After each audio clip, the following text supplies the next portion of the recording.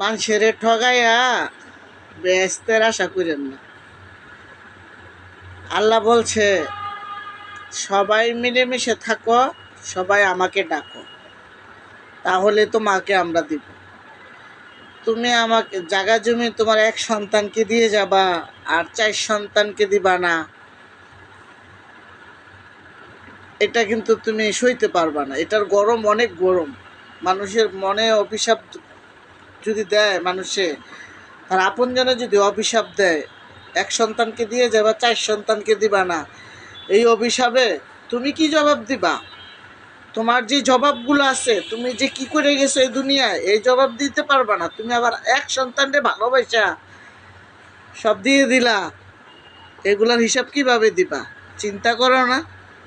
বলো তো, খালি নামাজ পড়ো, আল্লাহর খালি নাম টোকো, কিন্তু আল্লাহকে কি মন থেকে ডাকো? ডাকো না তো। 4-5 সন্তানকে ঠকাইয়া এক সন্তানকে খাওয়াইবা, ভালো ভালো রেখে দিয়া যাইবা, আর 4 সন্তান কি ভাইসা ভাইসা আসছে? আসে নাই। হয়তো এই দুনিয়ায় মার মায়া মহব্বতে কত সন্তান মাকে ছেড়ে দেয়, কিছু বলে না, কিন্তু ওই দুনিয়ায় কি জবাব দিবা? কোন হুজুরে যায় তোমারে বাঁচাইব? কুড়িপতি ওই মাটির ঘরে পড়ে আছে, বৃষ্টিতে কবর ভেঙে যাচ্ছে, শিয়ালে ডাকছে, শয়তান চারপাশে হাঁটছে, নির্জন জায়গা, ভিতরে কি হচ্ছে কেউ খোঁজ পাচ্ছে না। মাত্র 4-5 হাত দূরে কবরটা, আর 4 হাত 5 সামনে আমার বাসাটা। কবরে কি হচ্ছে তো শুনতে পারি না। ভালো আছে, এখনো সময় আছে, সময় থাকতে ভালো হও।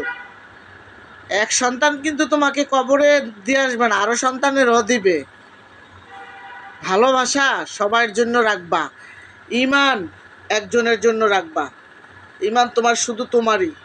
তুমি যদি তোমার ইমানের সাথে তোমার মনের সাথে যোগ দিয়ে কথা সুন্দর করে জানতে চাও, তাহলে ওই তোমাকে বলে দিবে, তোমার বিবেকে বলে দিবে যে একটা সন্তান তোমার কাছের লোক না, আরও 4টা সন্তান তোমার কাছের লোক। আরও 4টা সন্তানকে ঠকাইলে উপর আল্লাহও সইব না। কোনো জবাবদিহি আল্লাহর কাছে, কোনো ফয়সালা আল্লাহ তোমারে দিতে পারবে না। আল্লাহ তোমারে ফালাইয়া দিবে না। আল্লাহ কিন্তু তোমাকে ভুলে যাবে না।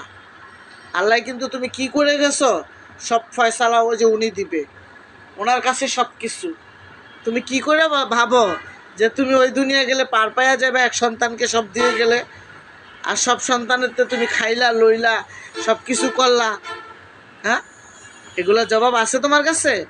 তুমি কথায় কথায় বলো আমার হুজুরে বলছে এক সন্তানরে দিলেই হবে না। এই দুনিয়াটা যত নাটকের গোড়া দেখাইয়া গেলা, ওই দুনিয়ায় নাটক চলবো না। যার যার জবাব বিন্দু বিন্দু মাত্র তোমার দিয়ে যেতে হবে। এই যে এই ঘাড় আর এই ঘাড় লেখক নিয়োগ করে উনি বসায় রাখছে, উনি লেখে রাখতেছেন। আপনি যে খলু খলু করতেছেন, এই দুনিয়ায় জনগণের কাছে আপনি বোবা বানিয়ে চলে গেলেন, ওই দুনিয়ায় আপনি বোবা থাকতে পারবেন না তো। কি জবাব দিবেন? কোনো জবাব আপনার কাছে নাই। জবাব, আপনার ছেলে বিপদে পড়লে কোনো ভাই বোন এগিয়ে আসবে না, পাড়াপড়শি কেউ এগিয়ে আসবে না, কারণ ওরা জানে ভাই বোনদের লুটপাট করে ও খাইছে।